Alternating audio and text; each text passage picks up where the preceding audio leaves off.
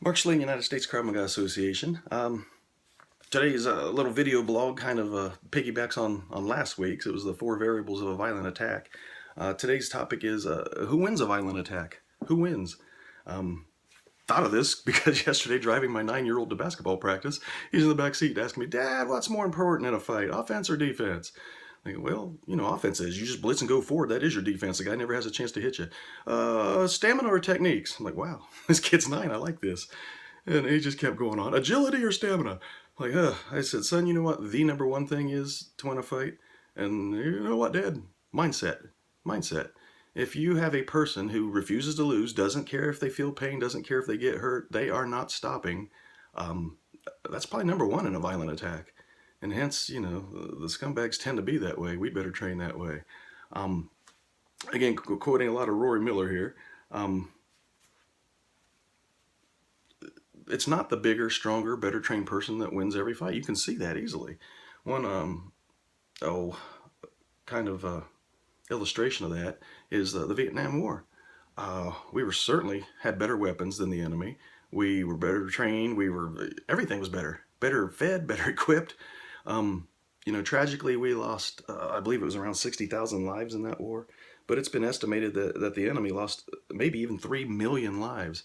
Just looking at that, listening to that, oh yeah, America won that war. Yeah, we won. Yeah, we lost 60,000, they lost 3 million. And we all know we didn't win that war because the enemy wouldn't give up. They kept coming forward. They didn't care how many of them got wiped out. This is a mindset, and it could do us good, that same mindset. Going first. Going first. They tend to win. I hate hearing systems to where we have honor. We will not strike unless someone strikes us first. That first strike on them could have knocked me out, and then they're stomping my head and going after my family. You know what? We teach if somebody's a threat, and you can verbalize, in court why I thought this was a threat and this person needed decked, we go first. Being vigilant. There are sociopaths out there who will certainly ambush you. They generally win because you didn't have a clue what was going on. They jumped out and you're behind. You're in the loop. You got to observe, orient, decide, and act. And before you ever get to decide and act, they've hit you a second time. You have to observe and orient. Then they've hit you a third time. I think it was a research I saw. When someone is completely surprised like that, it was 9 or 10 hits before they even think about swinging back.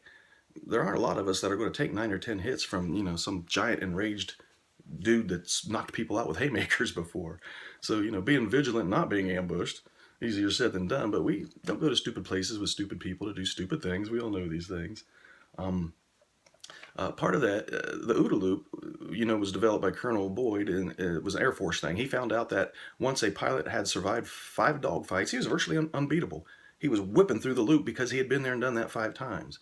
A horrifying thing that Sergeant Brandon Hicks, the co-lead instructor for the USKMA, found out.